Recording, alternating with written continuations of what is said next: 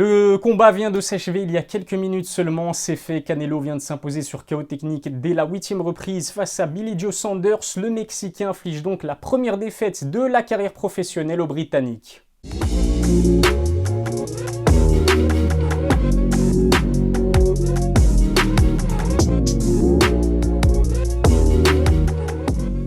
Salut à tous, c'est Ilyes, on se retrouve pour une nouvelle vidéo, ma réaction à chaud après cette belle victoire de Canelo face à Billy Joe Saunders. Alors qu'est-ce que j'ai pensé de ce combat? Eh bien j'ai pensé que c'était une magnifique performance de la part des deux boxeurs. C'est vrai qu'avant ce combat, beaucoup de personnes, beaucoup de spécialistes du noble art comme des amateurs des sports de combat pensaient que Billy Joe Saunders finalement avait non seulement le style mais aussi les caractéristiques nécessaires pour venir faire déjouer Canelo Alvarez. C'est vrai que Billy Joe Saunders, à l'image peut-être d'un Erislandy Lara, le Cubain qui avait causé pas mal de soucis à Canelo, c'est vrai qu'on retrouvait quelques caractéristiques similaires entre Erislandy Lara et Billy Joe Saunders, notamment le fait que les deux boxeurs soient des fausses gardes, donc des gauchers, des boxeurs plutôt mobiles et qui arrivent à bien exploiter les mouvements et l'espace dans un ring. Et c'est vrai que si vous voulez faire déjouer les plans de Canelo qui, comme vous le savez, c'est un boxeur qui aime mettre la pression, c'est un boxeur qui aime mettre ses adversaires dos contre les cordes et ensuite enchaîner avec des body shots dévastateurs, si vous voulez justement contrer ces qualités-là, dangereuses de la part de Canelo, vous devez vous déplacer autour du ring au maximum pour lui éviter de vous mettre la pression et pour vous éviter à vous de vous retrouver dos contre les cordes face à un boxeur aussi dangereux que Canelo. C'est vrai que Billy Joe Saunders, il a mis quand même du temps à rentrer dans ce combat. Je le compare un peu à un diesel. C'est vrai que petit à petit, il a commencé à monter en puissance. Du côté de Canelo, moi, je trouve qu'il a vraiment très très bien entamé ce combat, notamment au niveau de ses body shots. J'ai trouvé aussi que très tôt dans le combat, Canelo a réussi à amener Billy Joe Saunders là où il voulait, c'est-à-dire dos contre les cordes.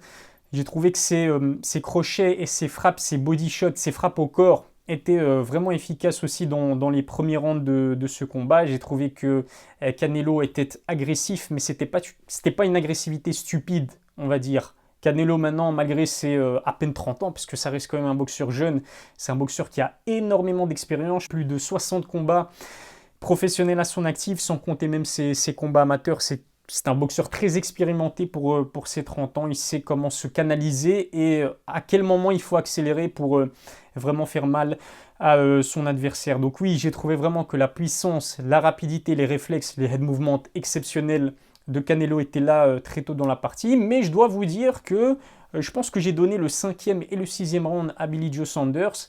Dans ces reprises-là, j'ai trouvé le Britannique en train de monter en puissance, en train de prendre la confiance. Ces mouvements, justement, ont commencé à poser pas mal de soucis à un Canelo qui est quand même resté très patient, très confiant, et qui, contrairement à son combat contre Erislandy Lara, justement, c'est là qu'on voit que Canelo a évolué, a progressé et a appris de ses erreurs. On n'a jamais senti un Canelo frustré, en fait.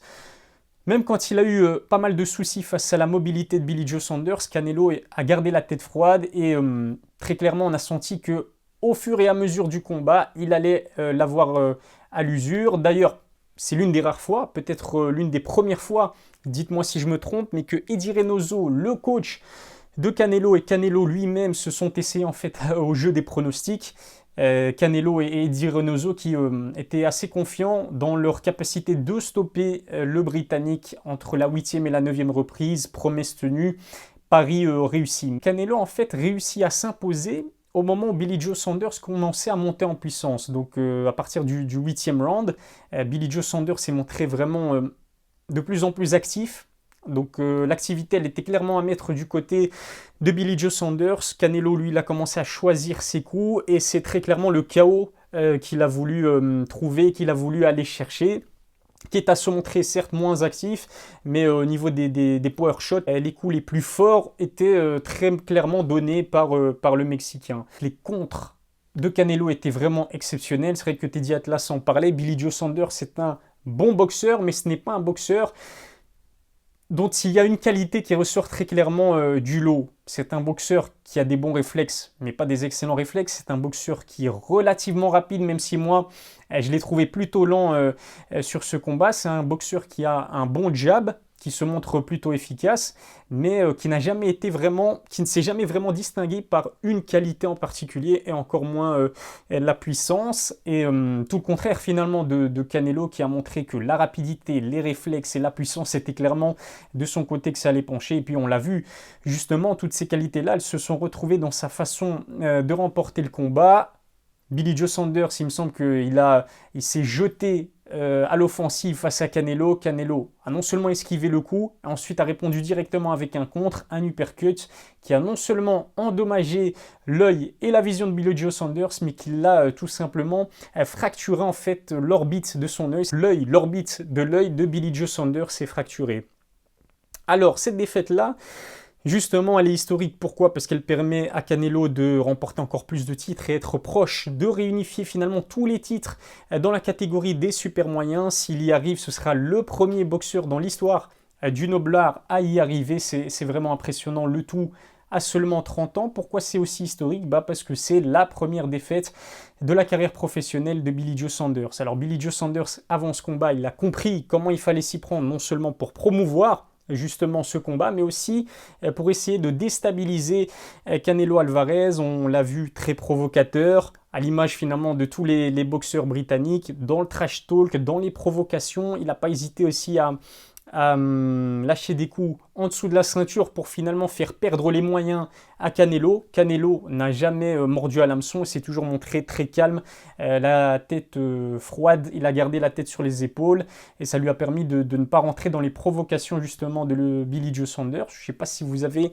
entendu parler de ça aussi, mais le combat avait failli être annulé avant même qu'il ne commence. Pourquoi? Eh bien tout simplement à cause des dimensions du ring. Donc Billy Joe Saunders voulait que le ring soit le plus grand, le plus large possible, pour lui permettre justement d'échapper aux offensives de Canelo et pour lui permettre de contourner les offensives et de pouvoir se déplacer comme il le voulait sur le ring. Donc revenons à Billy Joe Saunders, c'est donc sa première défaite dans sa carrière professionnelle. Finalement c'est un abandon. On sait que dans un sport aussi viril que la boxe, surtout quand on est invaincu et surtout quand on est Billy Joe Saunders, qui est issu de la communauté gitane de Grande-Bretagne, notamment Tyson Fury qui est issu de la même communauté. Et je pense que cette défaite, qu'on peut très clairement qualifier de défaite sur abandon, va lui faire très très mal pour le reste de sa carrière. On l'a d'ailleurs vu en pleurs.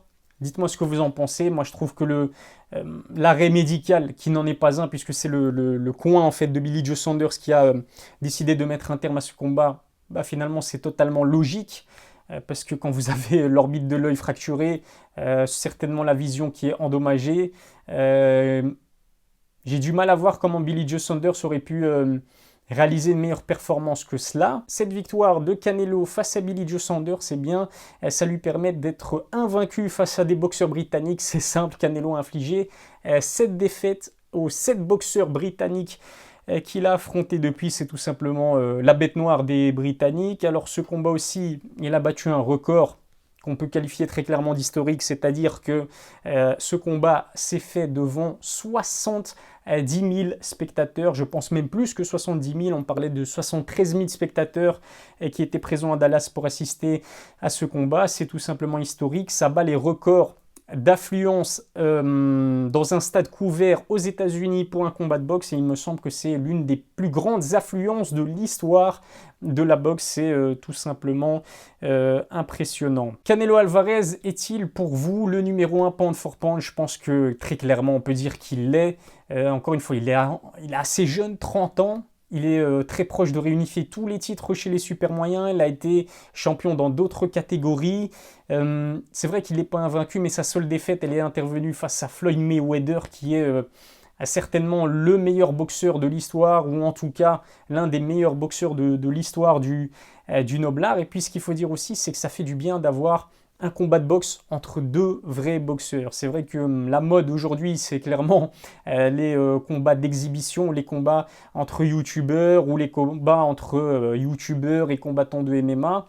Thriller est en train de monter en puissance. D'ailleurs, selon les dernières rumeurs, Oscar de la Hoya et sa promotion Golden Boy, qui était signée jusqu'à présent chez DAZN, va bientôt passer aussi chez Thriller. Donc la boxe spectacle est en train de prendre l'ascendant sur la véritable boxe, et ça fait du bien de voir que Canelo et Billy Joe Saunders, Souleymane Sissoko aussi, les autres boxeurs de cette très belle carte à Dallas ont pu attirer les foules. Dites-moi aussi ce que vous avez pensé de la performance de Souleymane Cissokho. Le Français a d'ailleurs failli se faire voler par un juge qui a trouvé en fait que Conway avait remporté ce combat 97-92. C'est pour moi scandaleux. Dites-moi ce que vous en avez pensé. Donc il y avait vraiment de très bons combats, notamment Soto aussi qui l'a emporté face au Japonais. Je n'arrive plus à retrouver son nom. Il me semble que c'est Takayama qui s'est montré vraiment très solide avant que l'arbitre ne décide d'arrêter le combat. Pour moi, c'est un